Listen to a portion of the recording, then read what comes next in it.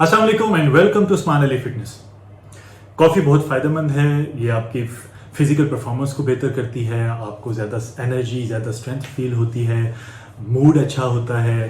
अगर गुर्दे की पत्थरी का डर हो तो वो उसमें ये बेहतरी करती है, पत्थरियाँ होने से बचाती है। जिसम में किसी किस्म की इन्फ्लेमेशन है तो उसमें ये मददगार साबित होती है इन्फ्लेमेशन को कम करने के लिए।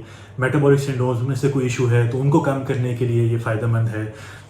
ये वो फ़ायदे हैं जो हमने बहुत से कॉफ़ी के बारे में सुने। नेट पे सर्च कर लें, लोगों से सुन लें, बहुत सी जगहों पे ये फ़ायदे, और ये फ़ायदे हैं भी। कुछ मिथ्स भी हैं, जैसे कॉफ़ी पिए तो वो चर्बी घुलाती है, उससे जिस्म की चर्बी ख़त्म होती है। ये एक मिथ है, गलत बात है, लेकिन खैर ये भी सुनने में आता है।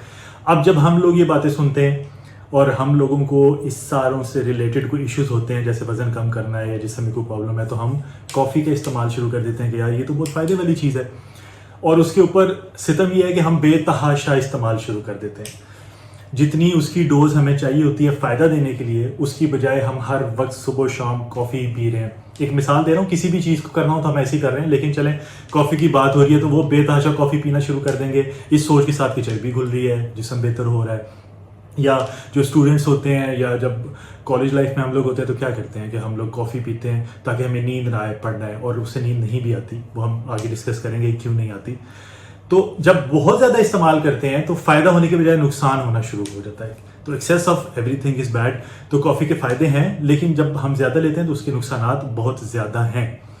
अब कॉफ़ी के अंदर क्या है? कैफ़ीन है। ये कुछ 50-60 किस्म के पौधे होते हैं जिसके अंदर कैफ़ीन होती है, और इसका काम ये होता है कि ये वो कीड़े जो फसल को, उस पौधे को नुकसान पहुंचाने के लिए होते हैं, उनसे बचाने के लिए कैफ़ीन होती है। यानी वो कीड़ा अगर नुकसान पहुंचाने के लिए आएगा तो कैफ़ीन की वजह से नुकसान नहीं पहुंचाएगा। यही हाल हमारे जिस्मों का होता है कि हम जब बहुत ज़्यादा कैफ़ीन लेना शुरू करते हैं तो वो नेगेटिव इफेक्ट्स आना शुरू हो जाते हैं हमारी बॉडी के ऊपर। जैसे बहुत से केसेस हमने ऐसे देखे हैं, जब लोगों से, क्लाइंट से बात करते हैं तो पता लगता है कि कॉफ़ी बहुत ज़्यादा पी रहे हैं तो क्या हो रहा है, हर वक्त एंजाइटी, स्ट्रेस की हालत में है, क्योंकि हमारे एड्रिनल ग्लैंड्स, हमारे किडनीज के ऊपर छोटे ग्लैंड्स होते हैं, उनके ऊपर नेगेटिव इम्पैक्ट आता है। उससे क्या होता है कि हमारी बॉडी हर स्ट्रेस में और एंजाइटी में रहती है, ब्लड प्रेशर बढ़ जाता है, पल्स रेट बढ़ा हुआ होता है लोगों का, और लोग ये समझते हैं हम कॉफ़ी पी रहे हैं तो उससे हमें फ़ायदा होगा।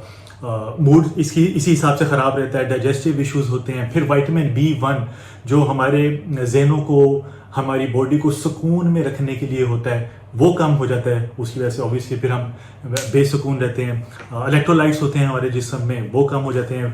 फ्लूइड होता है, वो कम हो जाता है। तो इसके बहुत ज़्यादा इस्तेमाल से ये सारे नेगेटिव इम्पैक्ट्स हमें आते हैं।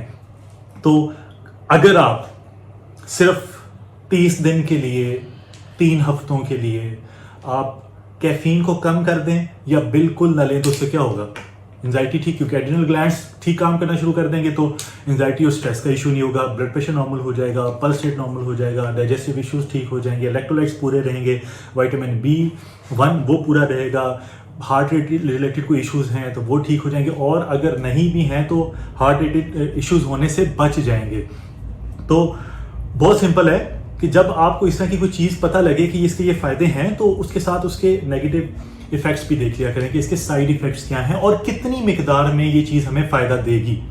अब कुछ लोगों को ये होता है कि यार हम तो आदी हो गए हैं, अब हम इससे जान कैसे छुड़ाएं?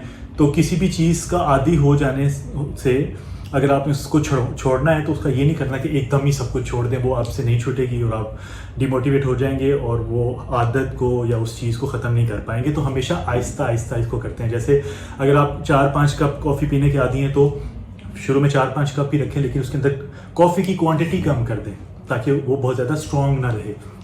उसके बाद आहिस्ता आहिस्ता टारगेट अपना ये रखें कि मैंने 4-5 कप से कम करते करते 1 कप के ऊपर उसको लेके आना है। साथ आप कोई ग्रीन टी ऐड कर सकते हैं। माचा टी आजकल बहुत फेमस है, उसके ऊपर भी मैं वीडियो बनाऊंगा।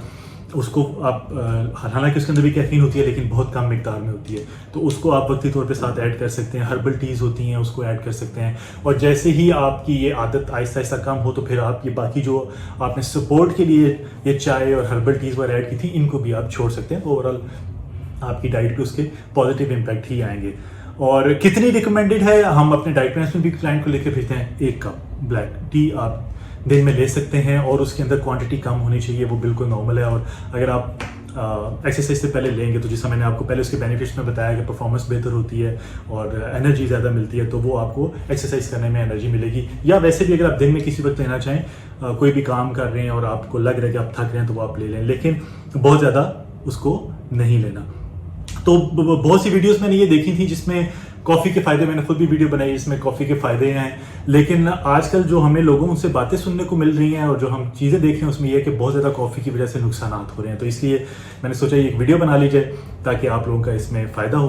तो वीडियो अगर पसंद आई इसको लाइक कर दें, शेयर कर दें, कमेंट बॉक्स में अपनी राय का इजहार करें और मेरे चैनल को भी सब्सक्राइब कर दें। बहुत जल्द एक नई वीडियो के साथ हाजिर होऊंगा। अपना ख्याल रखिएगा। अल्लाह हाफ़िज़।